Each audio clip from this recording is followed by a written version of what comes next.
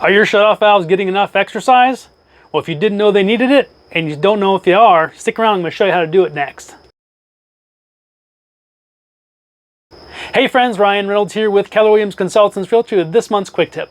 Well, today we're talking about the water shutoff valves in your house and about the exercise that they need to have. Now, you probably didn't know this, or maybe you did, but it's kind of just like in real life. It's a use it or lose it situation with water shutoff valves.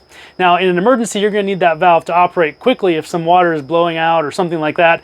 And if you haven't turned the valve or moved the valve in a long time, there's a chance that it might not work at all. So real simple to fix that situation or that problem, and all you have to do is to exercise the valve.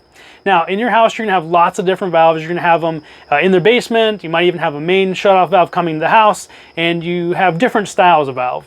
This valve here is called a quarter turn ball valve, and it gets that name primarily because you turn it a quarter turn, and that is how you turn it on and off. There are other types of valves called gate valves, and those are the ones that have the round handles that you kind of have to crank and screw all the way down.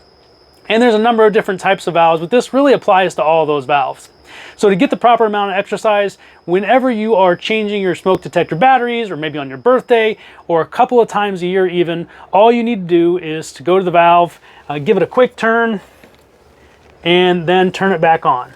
And that's it. And you can do it a couple times. If it feels a little crusty, maybe do it a couple of times. Now, you're going to want to do this for pretty much all of the valves in your house. There's going to be ones in your basement, probably where the water comes in, and maybe where it gets isolated on different things. And also, even next to your toilets and under your sinks, those little shutoff valves are important because those ones you're going to need to work at some point too. And if they're crusty and not working, contact a plumber or handyman and get that thing changed out. So that's all for this month's quick tip. Again, my name is Ryan Reynolds with Keller Williams Consultants Realty and the Ryan Reynolds team, guiding you to the home that fits your life.